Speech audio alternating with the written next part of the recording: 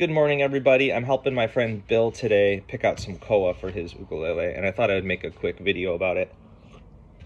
I think in the 90s and 2000s, we really thought that koa might go away as a sustainable resource for woodworkers.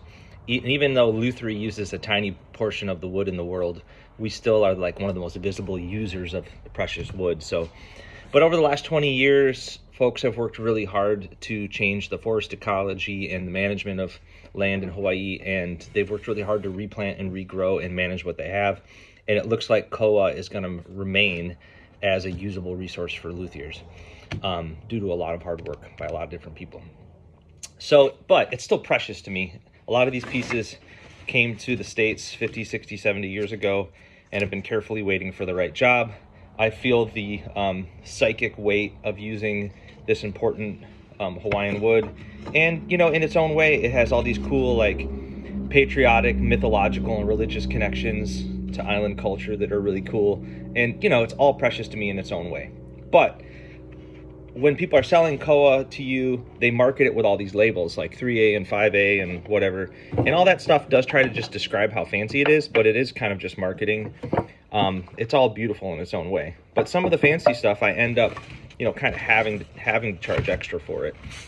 So a good example is like this board.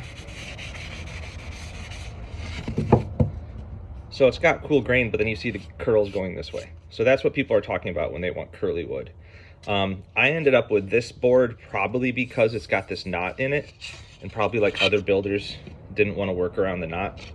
So someone adventurous could feature the knot, or you could flip it and just avoid the knot altogether. And I'm rubbing some solvent on here so you can mimic what finish looks like. So like this is a really fancy curly board. I have to charge extra for this for sure. The second kind of board I use all the time is this stuff that I got from Lizanne in the Carpenter Ant stash, and it was imported for grandfather clocks a long time ago, so I call this clockmaker koa. It doesn't have the curl, but it's got these cool dramatic stripes and the little sapwood lines. So I really like this stuff, you know, because it's stripy and I like the sapwood. But technically that's a grade koa. It's not curly. And then another example of stuff I use all the time, and I end up with it because other builders kind of don't want it, is stuff that might be labeled not even A, but maybe like B.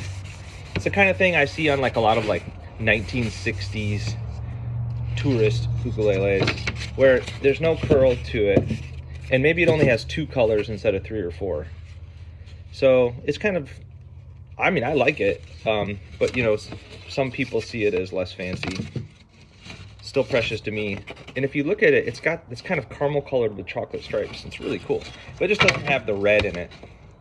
So, you know, that's kind of 3 levels of koa that I would normally use. There's like real nice and curly, straight grained, but very interesting, and then just very subdued. And they're all awesome. They'll all sound the same. So, yeah, looking forward to see what Bill chooses to go with.